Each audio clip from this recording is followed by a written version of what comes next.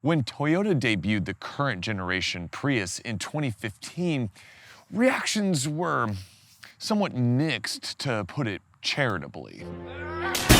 But it was the rapidly evolving EV and hybrid marketplace, along with consumers' increasing expectations regarding efficiency, driven mainly by Tesla, that really sort of put a damper on the Prius's credibility as the superior green machine. And here we have the greenest, gray Prius of them all, the Prius Prime. My name is Optimus Prime. Which allows drivers to cruise for up to 25 miles as a full EV. Is the Prius in this Prime trim still relevant? No, I'm asking, for real, I'm asking you, because I honestly don't know.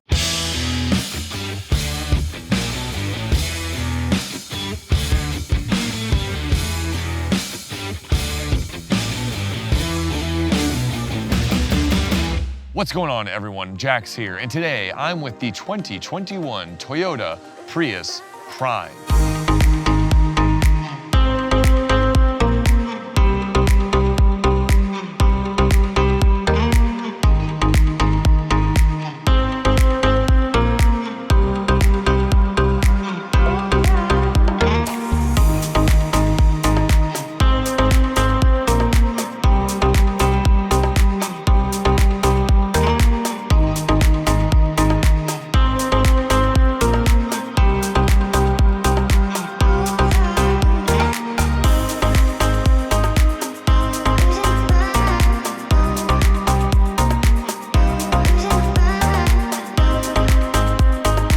Now, of course, we have to start with the styling, and looking at the regular Prius is kind of like looking at a piece of abstract art that someone has thrown in a dumpster fire.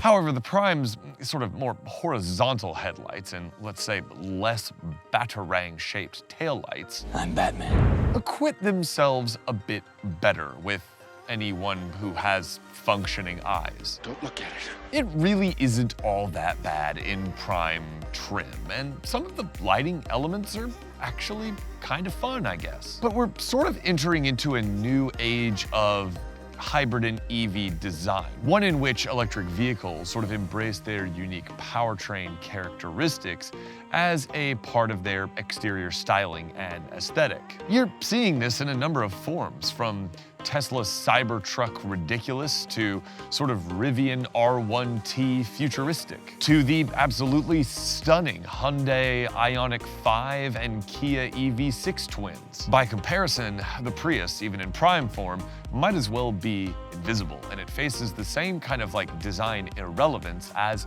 the Chevy Bolt lineup. Toyota seems to be rectifying the situation with their upcoming EV, the BZ4X, but to me that further confuses what is the future of the sort of Prius model line for Toyota.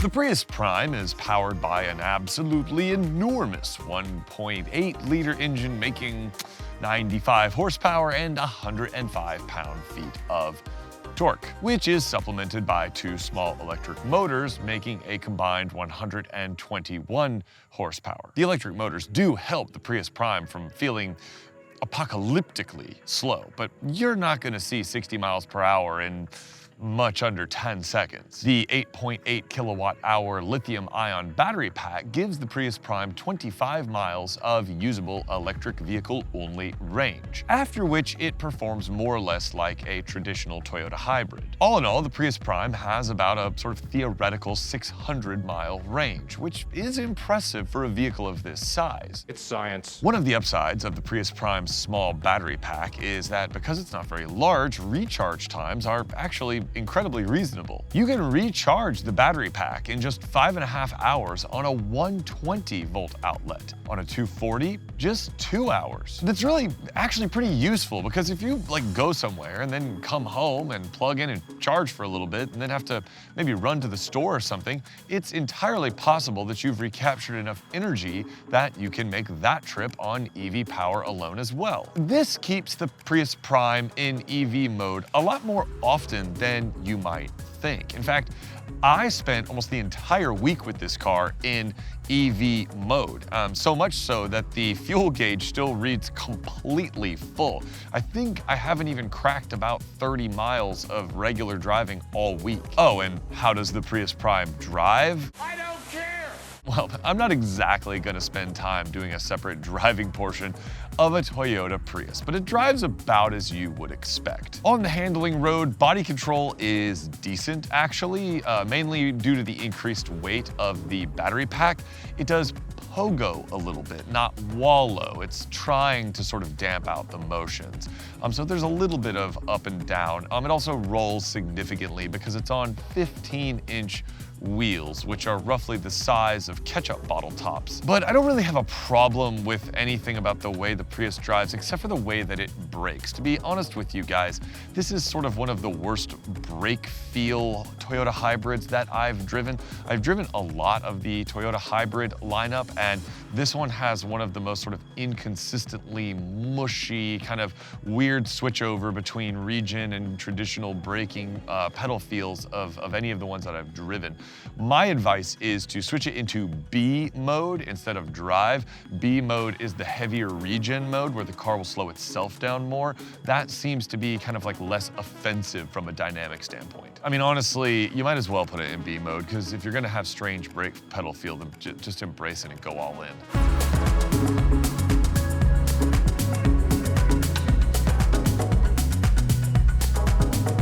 One of the things you're probably not expecting if you've never even really looked at a Toyota Prius Prime is the sort of vertically oriented screen inside. There's some sort of bold design choices going on here that are kind of fun, and others not so much. The displays here are kind of colorful and cool and providing a wealth of sort of efficiency information. And you know, I'm kind of hard on Toyota's infotainment system, especially the kind of current one that's being phased out with the new one. But I like that they sort of threw it into a different format here. I applaud them for doing so, trying something different, even if it was probably spurred on by the Tesla Model S, but whatever. It's nice to see it reimagined in a slightly different way. However, some of the execution is a little hit or miss. Too much of the interface relies on the touch screen and the sort of buttons that flank it. They're not even capacitive touch, they're just touch buttons, especially for the dreaded volume control and tuning knob. The map is nice to have, and it's huge, but the vertical orientation means that things like the backup camera, when you engage them, are squished to a smaller part of the screen than they would be otherwise on a rectangular screen. Not to mention the resolution of the backup camera is terrible. And not to mention also that a car costing $35,000 should, in my opinion, have a surround view camera in 2021. Yes, I know my resolution complaint is getting old, and we have seen the new infotainment screen in the Tundra, so let's move on from that. It's also kind of coated with like an anti-glare sort of thing, but it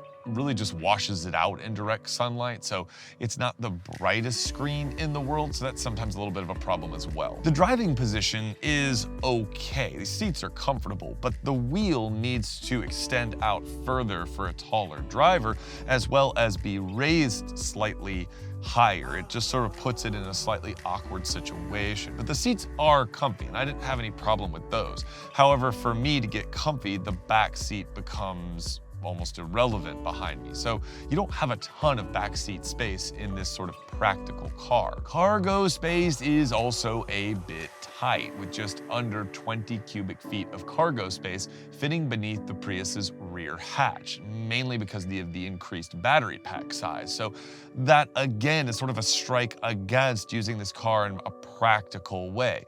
Is it extremely efficient? Sure, but is it practical for like a family? I'm an enthusiast dad. That's sort of the whole point of this channel. And this car, with my tallish family and hauling volleyball gears and bags and things like that around for the girls, really wouldn't fit us. The materials though are pretty good at this price point. It's a little plasticky. It's not quite soft touch, but it's not scratchy and hard. I don't have any problem with that. And there's a lot of glass, which makes the interior sort of brighter and airier than, you know, a lot of cars on sale today. So that's a plus. So it feels bigger than it is inside. We'll put it that way.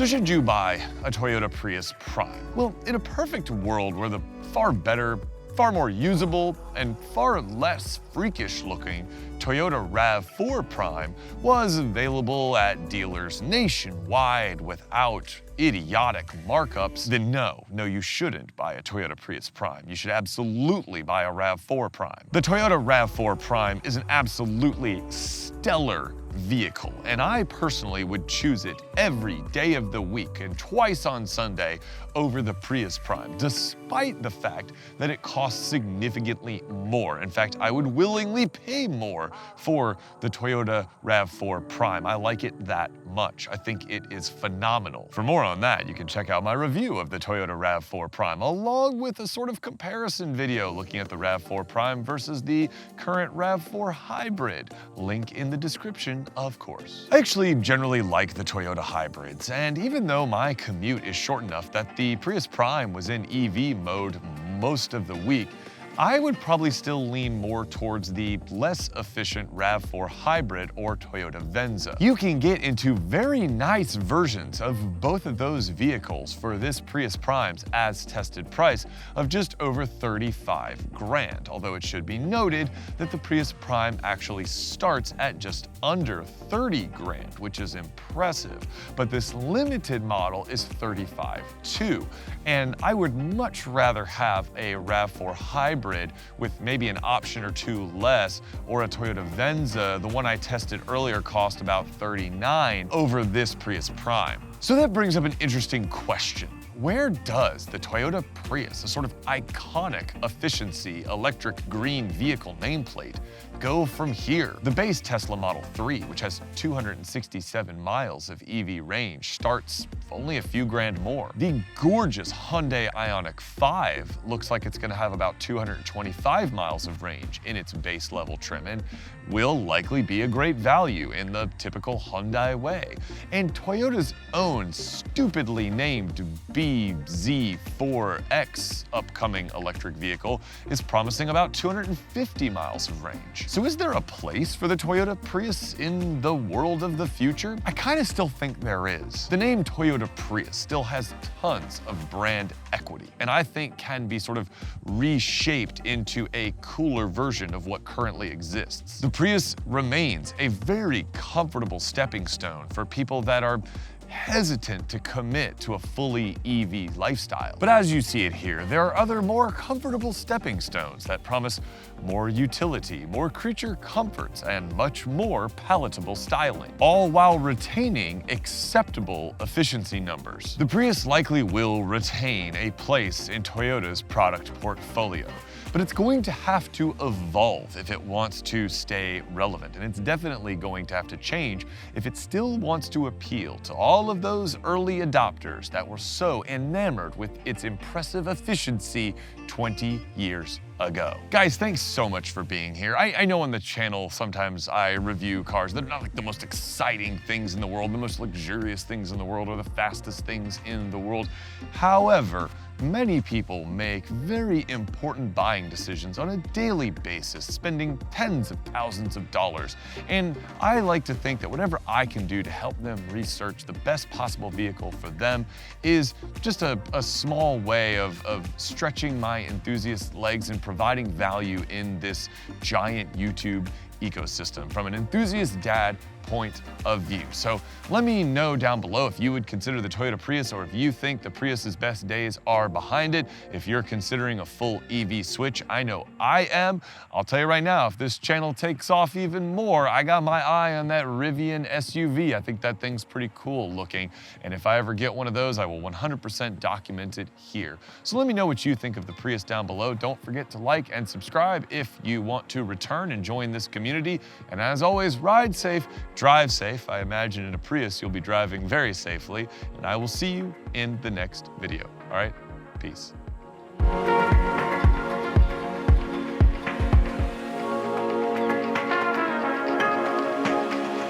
Of course, bros got a bro with their F-150 exhaust. Let's just pause here while insecure F-150 man leaves the park. I don't really have room to talk because I have a custom exhaust on my Corvette, but you know.